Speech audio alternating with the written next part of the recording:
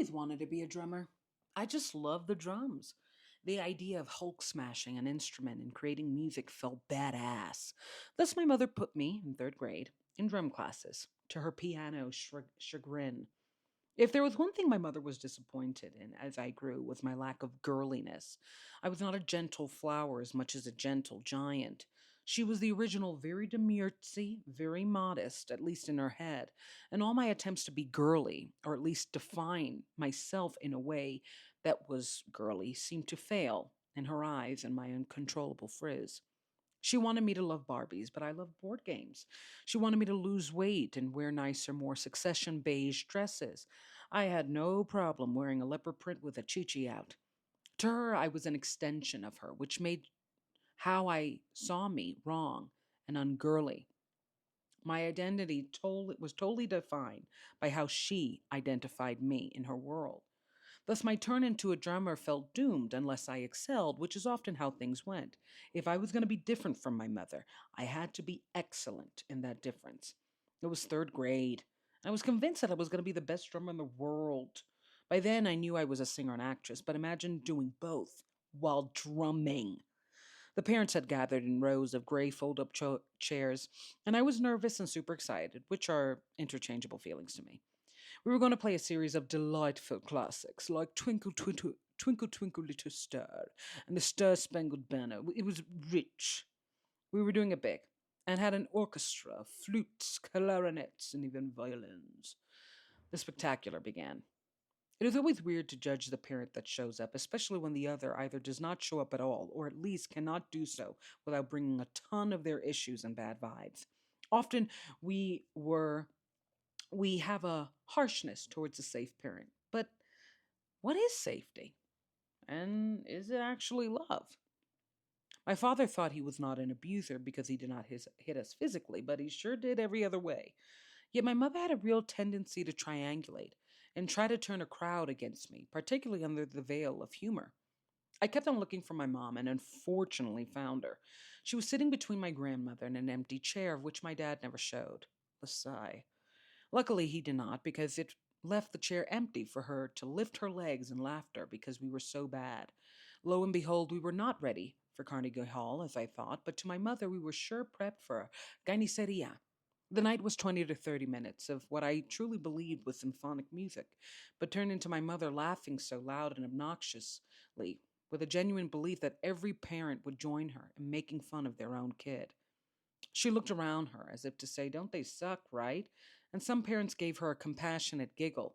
Yet this moment would define a triangulating problem in my mother and I's relationship. Her need to gather a crowd to either make me a joke or then into a or turn them into a jury of how I somehow inept to her needs. Meanwhile, the crowd was filled with parents holding recording devices and thumbs up, while my mother could barely hold in her laughter. I was crushed. I cried, and I was told I was humorless. The next week, I would be taking either piano or drums, and my dreams of being Mozart were gone. All right, let's discuss, let's heal. So, it's really hard for me to talk about my mother and the kind of cruelties that she did towards me because, for a strange reason, and it's something that I talked about with my mother a few weeks ago, I feel like I was my mother's mother. She made sure we were materially stable. She made sure I was materially stable, and in exchange I made sure she was mentally and emotionally. And I think that's why sometimes she resents me because I can't heal your wounds. And sometimes, and I especially can't heal them if you put yourself in the same situations to get them. And so I hate using this word, narcissistic, because triangulation is defined as a narcissistic tactic, which is to turn the crowd against someone, right? If there's three, it's two against one. My mother kind of did it more so like privately, like if there was literally three people. My father just did it with the whole family, I did find at first, with one of his families.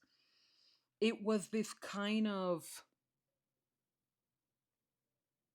I was my father's emotional scapegoat. I was my mother's, I guess, emotional triangle. And it's this thing, and it's something that I noticed in a prior episode, a University Lake, of I've been noticing, Daddy Recovery has helped me notice patterns. And these patterns are tied to memories and events of just, wow, like this person is saying the same thing or acting in the same way or doing the same thing. So this might have been in third grade, but trust me, this was not the last time. And it's something that happens all the time, even now, where I called my mother last week. And my mother has a tendency to adopt every child except her own. I mean, she mothers everybody, and she thinks I'm jealous when I tell her, I wish you she could talk to her friends for 5 hours. She barely reaches 5 minutes with me. And she calls them. I call her. Like there's no extension. I go to her. I protect her. I make sure she's okay. And she always thought I was jealous, but the truth is, I noticed at how tender and soft she was with everybody except me. And now I just gave up. Like, I'm never going to get her to be nice to me. There's never going to be a moment. She may love me, but she doesn't like me. And I think that's something very common in triangulation, particularly if you are the daughter of a people pleaser. It's this kind of, I always felt in my family, and this might be common in Latino households, of because of the machismo, this sense of, women are the ones that make sure everybody, that the family stays together. They are the emotional and mental anchor the of the household, and they can never waver. Men could waver as a provider. In fact, they could be the stealer, like my dad. And it's this weird kind of, I always felt the women in my family. It was worse for my mother because I was her only daughter and she was my grandmother's only daughter. It was worse for them in the sense of my other family members had multiple daughters and multiple sons, and we were all raised uncles, aunts, we were all raised like siblings, but they had multiple kids. And what I would notice they would do is there was always that one daughter.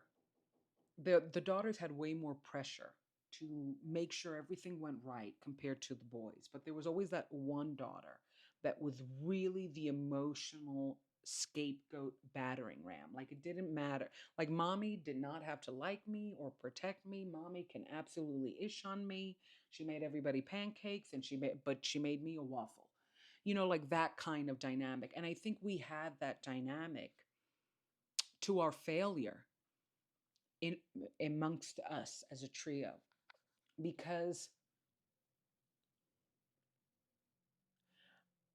I think our ability to be so generous and so loving with everybody except ourselves has manifested to each other because we see each other as a unit. My mother feels I am her and she is her mom. Obviously she doesn't feel that in a negative way. She's not her mom in any bad way except in the exact way.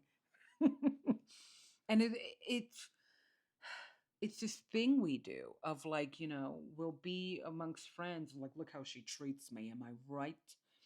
And I never saw that dynamic when I would go over to my friends' houses or when I would see my friends with their parents. I never saw that triangulation. I never saw that kind of wanting to turn my child into a joke or humiliate them or kind of make it look like they are constantly disrespecting me and abandoning me. And I don't remember one year of my life where that didn't happen, even this year. Happy 2025. And the thing about this episode, I've cried while writing it. I'm giggling now, but probably not to cry, is that I I wish my mother had compensated for how horrible my father was to me by being extra kind and extra sweet and extra devoted. But she was sick, she was tired, and she was mean about it. And I I know she loved me because in her head love is providing, and that she did. And this is where it goes into, how we judge the safe parent. She made sure that in terms of provisions I was safe. I just didn't feel loved. And I think in her head, love was I make sure you have a roof over your head. I make sure you're fed, but I don't talk to you under that roof. And the only time you hear my voice is when I'm yelling at you to clean dishes. And you know, there's an empty chair. My dad didn't show up again, but my mom did and my grandmother did, and they always showed up for me. But it was sometimes it was a real risk whether or not they would turn the crowd against me. And this was a moment where I just needed her to lie to me. I think I had the contrary. Even when I was good, my mother told me I was bad or something was off. And she kind of lived in this mentality of like, there's no such, that teacher that never gives anybody a 100. They always give them like a 98 because nothing is perfect. She's that teacher, except in motherhood. Always something off, fix that. And it has cut my confidence to the point of slowing me down and not making me take really great ideas when I have them because there's always something off. And she cut her warrior. Because the reason, like I said, the reason I always get hesitant to talk about my mother is that we had our issues, but she was there and she never stopped being there, even if I didn't always enjoy her presence, my mother said. And she did this thing of kind of looking at the other parents, like to join her in laughter. And she got bigger in laughter and started flailing her body uncontrollably. And my mother has this weird moment of, and it's something that I noticed with one of my other aunts, such one of her besties, this kind of when she wants to turn the room against me, she looks to see if they're joining in. And she's shocked when they don't. But the contrast is that she has friends that will never say a bad word about their kid. Their kid is not only doing excellently, their kid is excellence. And she judges them like they, how could nobody's perfect. You can't say that to your kid. That's not how you raise a kid, telling them they're always great. And they've got families and they've got houses and they've got the dream careers or at least a career. And I look at them and I take notes because I don't ever want my daughter to feel like I felt that day. And especially at a young age, I felt ashamed. I felt embarrassed. And then I got shamed for being embarrassed because she said I had no humor. I had to accept I sucked. And she took me out of the class. And, she didn't even think that next week they would ask, why are you out? Why are you out? It was just fun. And I'm a very adventurous spirit. I like to do things whether I'm bad at them or not. Like my family, always loved bowling, so I started doing bowling events for my family. And pretty soon, I knew I was bad because they were buying me nachos and they're always calling me fat. And this event that I did to unite us ended up isolating me, which kind of is very definitive for my family and my relationships. Um, and I just really like to bowl. Yes, I might get gutter too much, but I genuinely enjoy the act. And one of the things about I always excelled in singing and acting. Always, always, always.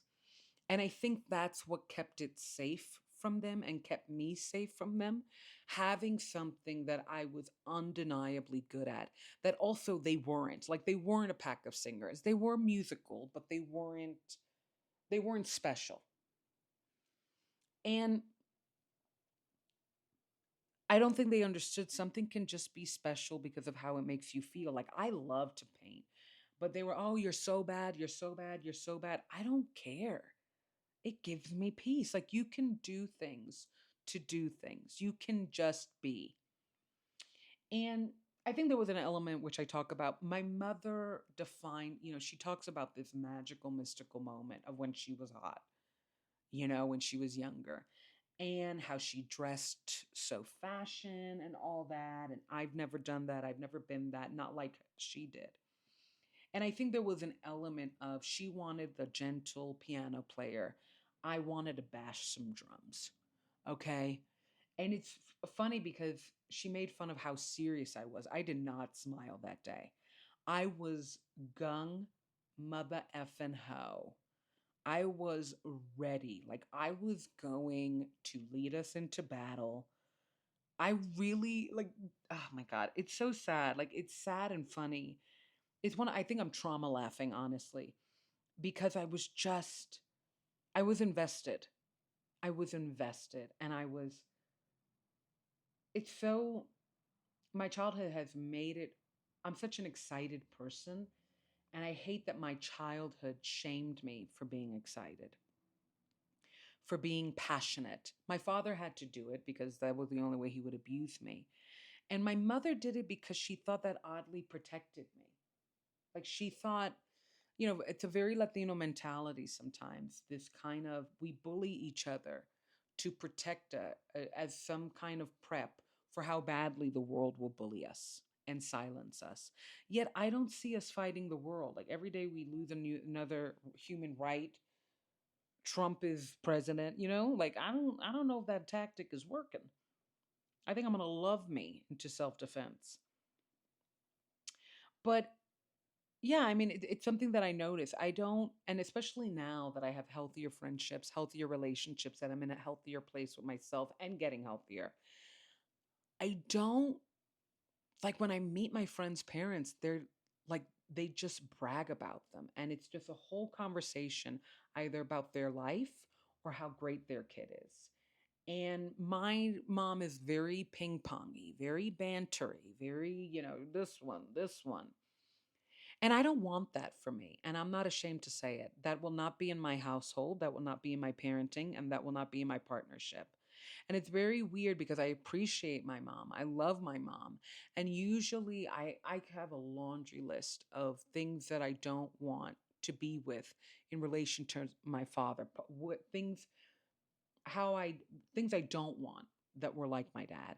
It feels like betrayal to say there are things I don't want of my mom. But my father couldn't have gotten away with so much abuse if she didn't have some level of distortion herself. And I think her definition of protecting me sometimes matched my father's method of abusing me. And that kind of turning the crowd against was one way. So check out daddyrecovery.com. Check out deandrewiesitall.com and check out Hardin on all music platforms.